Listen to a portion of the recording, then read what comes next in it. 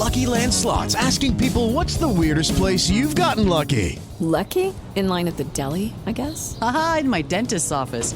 More than once, actually. Do I have to say? Yes, you do. In the car before my kids' PTA meeting. Really? Yes. Excuse me, what's the weirdest place you've gotten lucky? I never win and tell. Well, there you have it. You can get lucky anywhere, playing at LuckyLandSlots.com. Play for free right now. Are you feeling lucky? No purchase necessary. Void where prohibited by law. 18 plus. Terms and conditions apply. See website for details.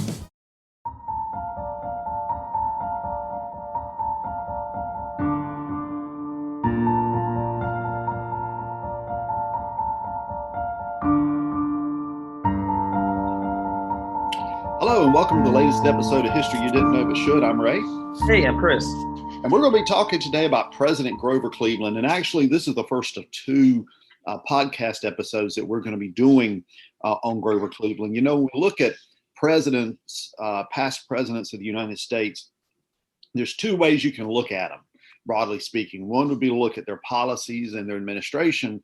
The other would be to look at things that happened to them during their time as president that were unique or less than well known. And I think the two topics we have selected for this week's episode and next week's episode for History You Didn't Know But Should in relation to Grover Cleveland, Chris, these are two topics that a lot of people know nothing about or very little about, but they do have to do with his personal life during his time in the White House. Yeah. I think one of the things that we fail to forget is that presidents are human, and that when they come into the office, they assume a heavy weight that is upon them. But not only do they have this heavy weight of deciding to send troops into war or how to balance budgets or to propose, legislation to Congress, but the other things that come their way, they are scrutinized, they are looked at very carefully. You have 24/7 as far as people watching every move, looking at everything that's going on. So I think we could say that the presidency is a very, very stressful job or office, and that there are things that come upon the president. We don't hear him talking today, right, about the president has a cold. But if the president today sniffles, or if he talks with hoarse, all of a sudden, 24 hours, day news agencies start to wonder, is the president okay? While we didn't have that during Cleveland's time in office, we still had print reporters who followed him everywhere that he went. And so what do you do when the toll of the presidency basically just kind of overwhelms you and you have a major sickness? And how do we deal with that? And I think that's a great opportunity for us to study is about the personality and the physical well-being of presidents. And that's what we're going to look at today.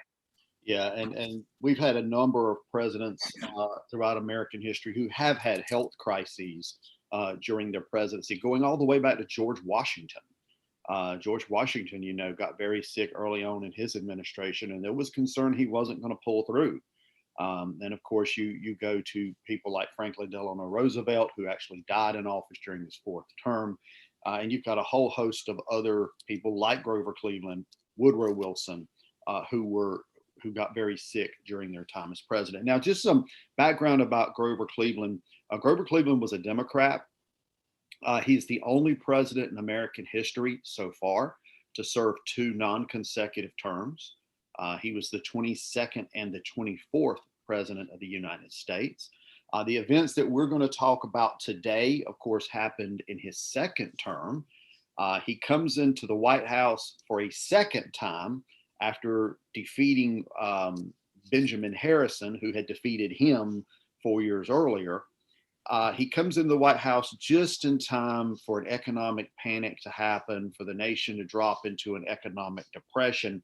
And it's during all of this, and he's trying to push changes in the nation's monetary system, and he's got a lot on his plate. And it's during this time on May 5, 1893, that Grover Cleveland, I guess, runs his tongue along the back left side of his mouth, and he feels a bump. And I guess maybe initially he probably didn't think anything about it, but you know how it is, Chris, when you feel something in your mouth that's not right, your tongue keeps going back to it. And I imagine that's what happened. And a few days later, the White House physician, a guy called Major Robert O'Reilly, he comes in and inspects the president's mouth. And, he's deeply concerned about what he sees. Chris, they didn't have the medical technology and advances and all that we have today with CAT scans and MRIs and all that. But he knew just by looking at what was going on in the president's mouth that there was potentially a major problem there.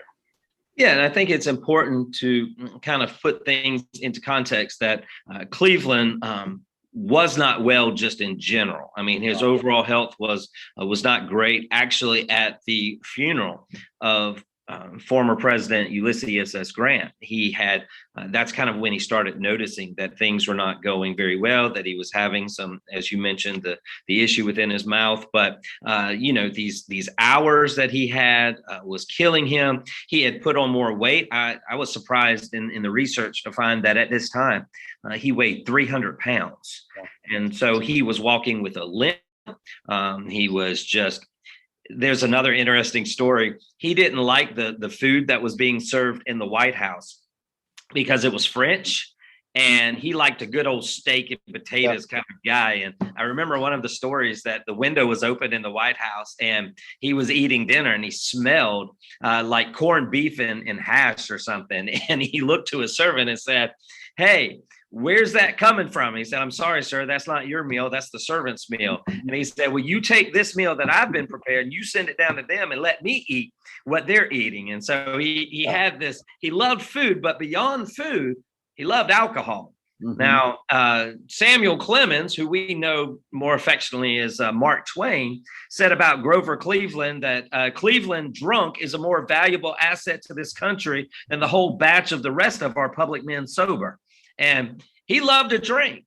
Mm-hmm. And all of that started leading to this illness that he had right now, which was known as gout, which was called the rich man's disease back then. And that was basically because you had consumed a lot of meat and fish and alcohol and all of those things. He was smoking, he was drinking. So you had all of those things going on. And then, as you mentioned, the bump in his mouth. And the doctor didn't want to say what he officially thought that it was, because, Ray, during the 19th century, the worst thing that could happen to anybody was a diagnosis of cancer. Yeah. I mean, it was like the plague. It was people were scared to death of a possible diagnosis, much less having to go through treatment for it, because it was extremely painful and rough. Yeah, it was. And you mentioned a minute ago, I think it was Ulysses S. Grant.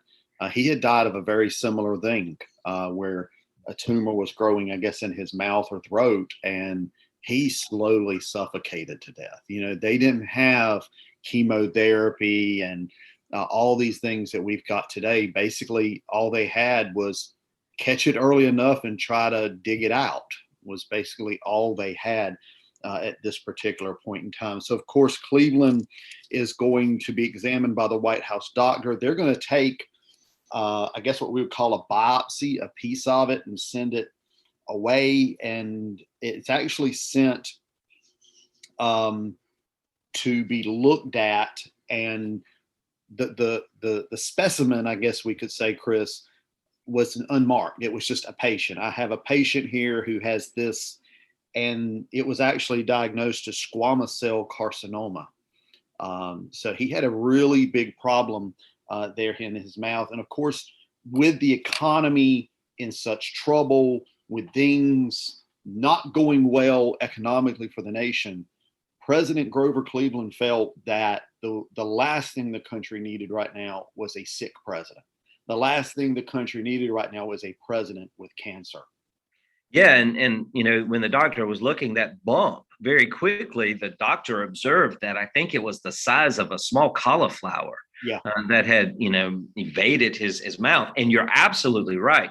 because they were going through the panic of 1893, which was the worst financial crisis to ever hit America before the Great Depression. I mean, and as somebody said, they said this, quote, Mr. Cleveland is about all that stands between this country and absolute disaster, and his death would be a great calamity. Now, that's without even knowing that anything's going on with Grover Cleveland. That's just saying if the president dies, regardless of how he dies, the nation has the potential of just going under. And so Cleveland is experiencing great trauma here because he just left the funeral of a friend who died a horrendous death, basically with the same thing that he could possibly be diagnosed with. And he is the president of this country that is teetering on collapse. And he's like, oh my gosh, what do I do? How am I going to do this? How are we going to be successful? And so he decides to keep it quiet because public confidence would quickly decimate if they knew that he was sick. I mean, even if he had a cold, people would be worried. So imagine that somebody comes out and says the guy's got a small cauliflower in the back of his throat, and we think that it might be the same thing that just took the life of Grant. Right. And, I've got to commend Grant because, there is going to be a lot of, I guess, criticism of him later because of keeping this secret. And of course, there's going to be a reporter who's going to sort of make it his work to expose what happened here. But the reality is, I think Grover Cleveland was not thinking about himself. He was not thinking about his political career. He was thinking about the country. How do we get through this without causing unnecessary panic? So, of course, the decision is made. You can't roll the president into a hospital to be operated on. You can't do something where people are going to figure out what's happening. So you've got to find a way to do this surgery secretively. And they looked around and they came across this friend of President Cleveland, a guy called Elias Benedict. And he had a yacht. I don't know anybody with a yacht, Chris. So if I ever got a tumor in my mouth, I would not have the options that Grover Cleveland had here. But they found this man. He was a friend of Cleveland. He had this yacht called the Oneida, and it was decided that is where they were going to do this surgery. They weren't going to do the surgery in a hospital. They weren't going to do this surgery in a clinic. They were going to do this surgery in the saloon of a yacht, which of course was not big. It was cramped. But they were going to do this surgery on that yacht, and they were going to try to do it under the cloak of secrecy, claiming, well, just the president's going on a fishing trip and the president's got to have some teeth removed. But they didn't tell anybody why he needed those teeth removed. Yeah, but and I think the other thing is the only reason they're doing it on that boat is because of Grover Cleveland. Right. The doctors don't want to do it on a boat because they think it's the most ridiculous thing you could ever ask. There's no way we're going to be on a boat operating in your mouth of the president of the United States on a cancer that basically has a mortality rate of 14%. There's no way we do this. And Cleveland said, but listen, you've got to do this because if it's in the hospital, somebody's going to see me go into the hospital and they're going to start asking questions. If you do it at the White House, somebody's going to see you hanging out at the White House and is going to ask questions. The only way is to do it on the boat because I go on the boat every summer to go fishing. I take that boat and I travel up and down to go back to my summer home. So me getting on a boat doesn't cause any alarm. It doesn't cause anybody to be, really questioning. It's very simple. I'm stressed out, a lot going on. I need to take a couple of days. I need to go fishing. I'm taking a dentist on board with me who's a friend. The doctors and all the equipment's going on long before word gets out that he's actually going on this boat. So in addition, not only did Cleveland say, we're going to do it on a boat, but he also told them, you can't leave any physical scars. Yeah. It's interesting. You talk about the physical scars and the doctors not wanting to do this surgery. Can you imagine these doctors? Let's say President Cleveland had died, which, as we're going to talk about in a minute, was a very good possibility that he wasn't going to pull through this. what would have happened to these doctors' careers and lives once it got out that the president died because they were doing a risky surgery on him on a yacht, and nobody knew about it. And it was as secretive as it could be. I mean, these doctors' lives and their careers would have been absolutely ruined. And yes, the good thing about Cleveland for them, though, was that he had that handlebar mustache. Right. And he wasn't going to shave that thing off. So, as long as it didn't deform his face, the surgery didn't deform his face, they would be doing okay. So they pick out the Oneida, this yacht that's going to be used for the surgery, this boat that belongs to a man called Elias Benedict. Now they've got to pull together a medical team. They've got to get a group of doctors who can do this surgery and do it right with as little risk as possible. And we talk about the dentist. The dentist was a guy named Ferdinand Hasbrook. You had another guy, William Keene, a guy called John Erdman, Edward Janeway, and Joseph Bryant would be the lead surgeon, and O'Reilly would be involved with it as well. So these were all, Chris, these were top of the line doctors who were going to be doing the surgery. They knew all the risks. They knew the procedures. And, he found some of the best people. But like you said, this had to be done very secretively. Once these guys got on the boat, there was no getting off this boat until it was actually time to do it. So they picked July 1st, 1893 to actually do the surgery. And Chris, there were risks, as we've already mentioned, all around this particular surgery. I came across some research that they were actually hesitant to use ether on the president. A lot of times ether was used to put people under for surgery, and they were nervous about doing that because it ran the risk of creating a pneumonia or causing pneumonia. And of course, someone in the president's condition, as heavy as he was, smoker and all that, that would have been very bad. But of course, this was before antibiotics. So if a pneumonia had set in, that would have been deadly. So they started out the surgery, Chris, using nitrous oxide. And only when they got to the most delicate, the most heavy parts of the surgery, did they switch over to that ether. So going into this surgery, they knew, Chris, on July 1, 1893, this was going to be the most critical point of their careers. Yeah, and they're basically kind of going by, this is not something that's ever been done before, right? You're getting together all of these brilliant minds who also have all these different ways that they would go about it. So we also probably need to look at each doctor and recognize they all had different opinions as to the proper way to do it. And we know how doctors can be and how teachers can be and other people in occupation. You know the right way to do something. It's your way. And so they had to get together and come up with a really good plan. And I thought it was also interesting how you mentioned the nitrous oxide and the ether, but they also used topical cocaine. Yeah. That was another ingredient. I'm not a guy that knows a lot about the science behind all of these different ingredients, but I can imagine using nitrous oxide, ether, and cocaine, that kind of mix. You had to be, as you said, extremely careful that there's not a respiratory or cardiac condition that happens because you're mixing all of these ingredients together.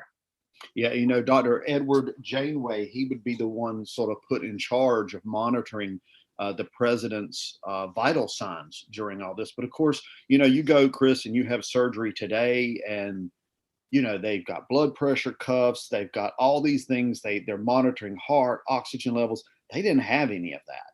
So they were really just monitoring, I guess what you could say would be the basic.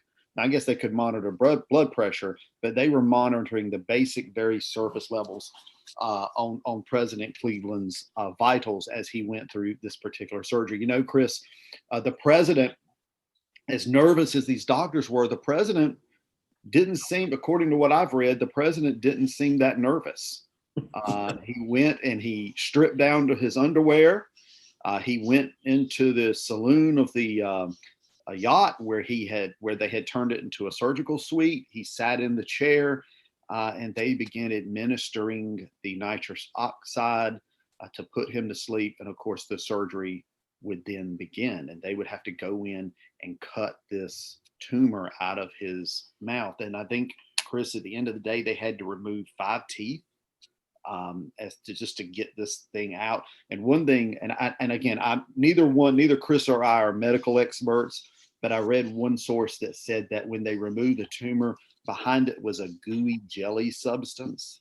Then they didn't know what that was, and they had to remove that too. But the surgery ended up lasting about an hour and a half. And luckily for the surgeons, the president survived the surgery.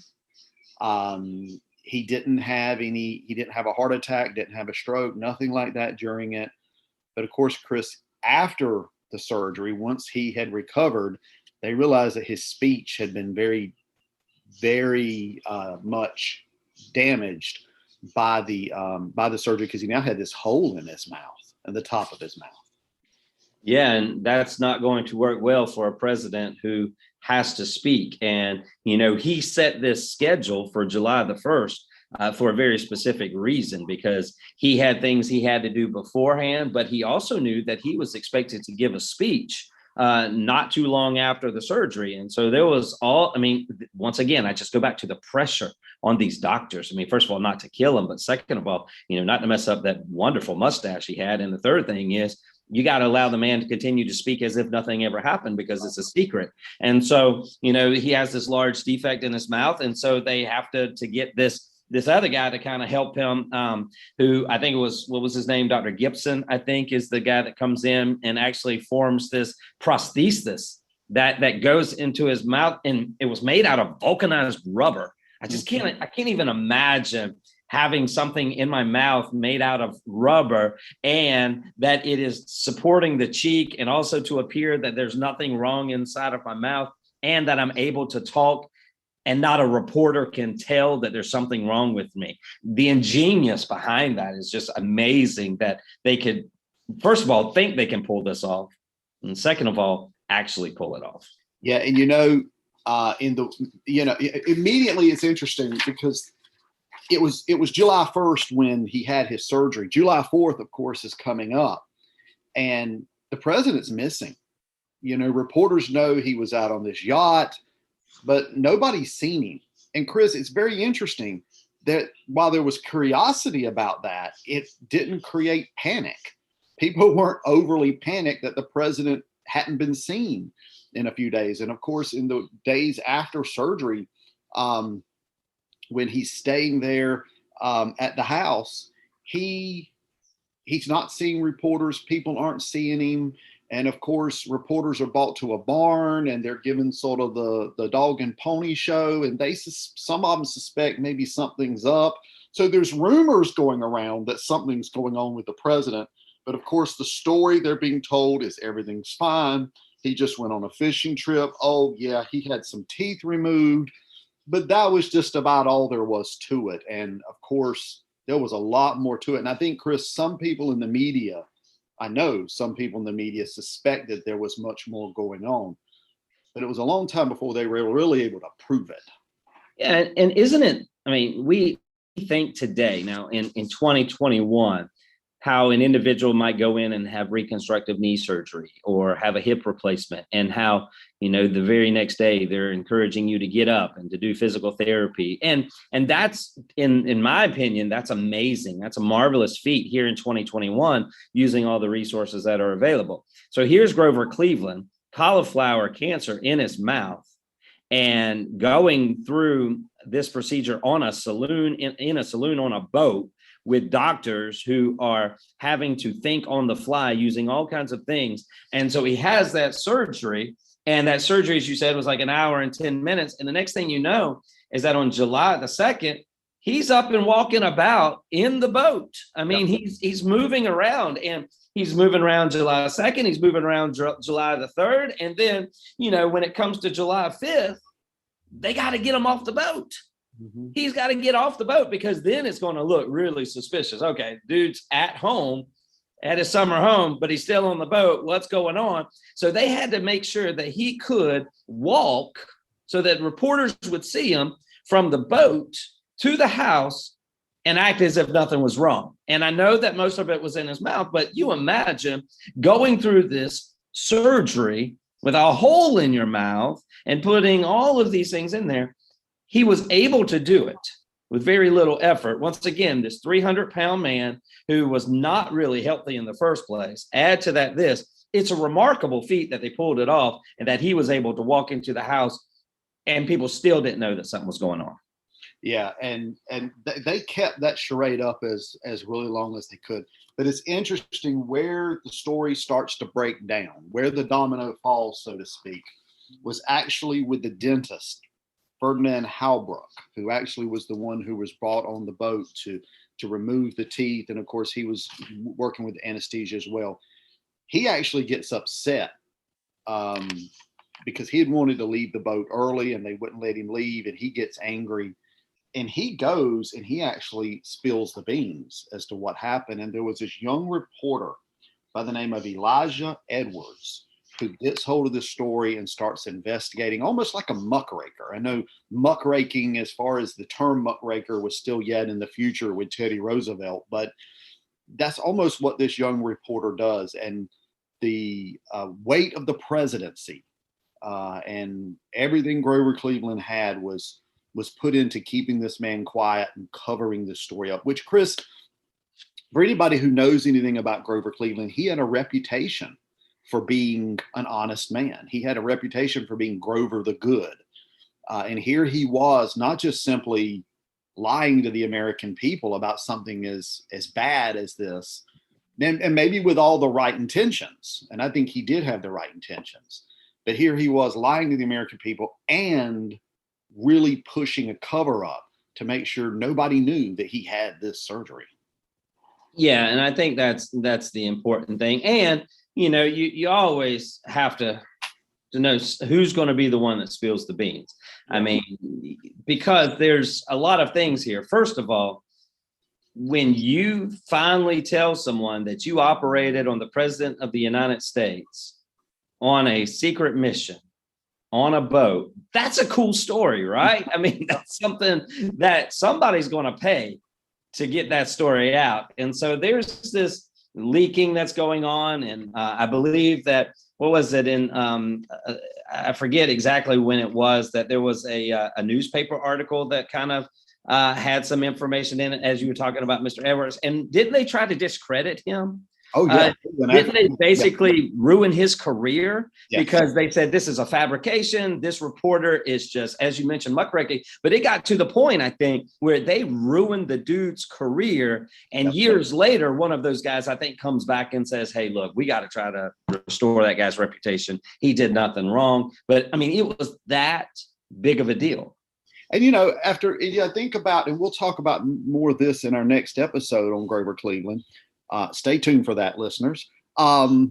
He had already overcome, Grover Cleveland, scandals that maybe would have taken down other people. He had a child out of wedlock and the Republicans went after him. And what did he do? He didn't deny it. He didn't cover up. He just came out and said, I'm putting in my own words here, but basically he just came out and said, yeah, what's it to you? And here he is, again, maybe with the best of intentions, trying to keep this quiet. But unfortunately, he turns out to be Grover the Bad when he goes after this young reporter. And, like you said, Chris, just tries to ruin his career. Like I said, the weight of the presidency, even today, could you imagine if the president decides he or she does not like you and they just decide to use the weight of that office, to sort of silence you or put you down? And, it can be a devastating thing for a young reporter or anybody else. And what is still fascinating is how they were able to pretty much take that reporter, get rid of him, and then keep the story denied and no, it didn't happen. And for, I think it was like 24 years after the operation, when like most of all the guys have passed away, except maybe 3 witnesses who were left. And then there was this one who says, okay, this has gotten out of hand. I think it's now time that people really understand what happened. And Ray, do you remember who it was, which doctor it was that actually decided that the right thing to do would be to publish an article and really explain what happened and to vindicate that journalist? Do you remember? I can't remember his name. I don't remember. I want to say it was Keynes. I want to say it was Keynes, but I might be wrong. And even Cleveland, I don't know if Cleveland ever really acknowledges the truth behind it. I know that he wrote a letter to a doctor friend and basically said, you kind of heard what had been happening to me, and he basically says, I'm gonna tell you in strict confidence. The policies to deny and discredit, but he never really said it actually happened. Yeah. And if you look at pictures, and one of the good things about Grover Cleveland is he's at a point when we do have photographs of him. So you can look at photographs of him before and photographs of him after. And Chris, I don't care what they try to do. You could tell something's changed. You could tell there is a difference. Yeah, and not only could you tell in the pictures that there was a difference, but also just who he was at the end of that, after that surgery.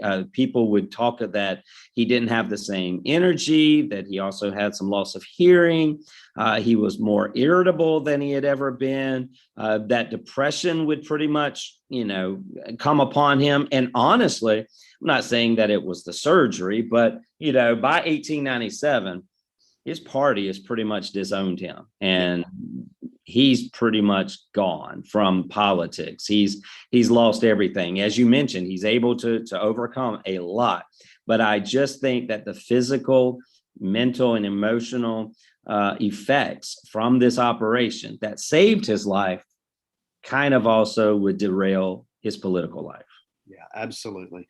So we're going to stop there for today, folks. I hope you have enjoyed this episode. I know I have. And next episode, we're going to be looking at Grover Cleveland's marriage to the very young Francis Folsom.